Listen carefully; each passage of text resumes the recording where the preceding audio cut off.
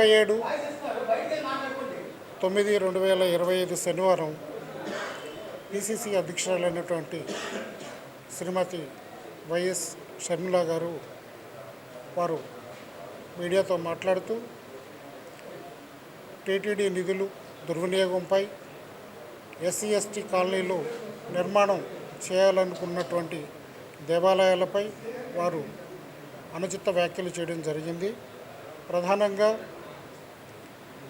TTD నిధులు సేవా కార్యక్రమాలకు ఉపయోగించాలి, దేవాలయాల నిర్మాణానికి కాదు.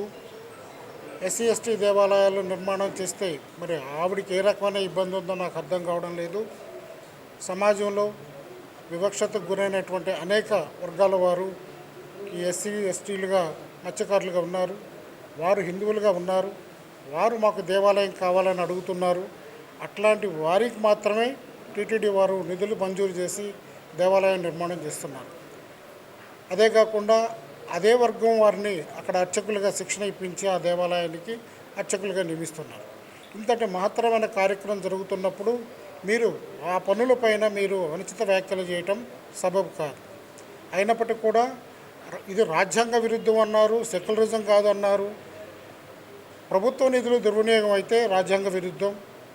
టీటీడీ నిధులకు మీకు సంబంధం లేదు కదమ్మా. టీటీడీ నిధులు కేవలం హిందూ బంధువులు, హిందూ భక్తులు స్వామివారికి సమర్పించినటువంటి నిధులు. అది ధార్మిక సంస్థ. ఆ నిధులతో సంస్థ నిర్వహణ జరుగుతుంది. ఆ నిధులు మిగులుంటే దాన్ని ధార్మికంగా వాడుకుంటారు.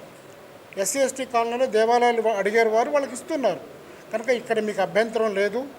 సెక్యులరిజం అనే పదానికి కాంగ్రెస్ హయాంలో మీ నాన్నగారు వైఎస్ రాజశేఖర రెడ్డి గారు ముఖ్యమంత్రిగా ఉన్నప్పుడు ప్రభుత్వ నిధులతో పాస్టర్లకు జీతాలు ఇచ్చారు. అది ఏ సెక్యులరిజమో మీరే చెప్పాలి. కనుక టీటీడీ నిధులపైన, టీటీడీ కార్యక్రమాలపైన మీరు అనుచిత వ్యాఖ్యలు చేయడం అనేది సబబు కాదు.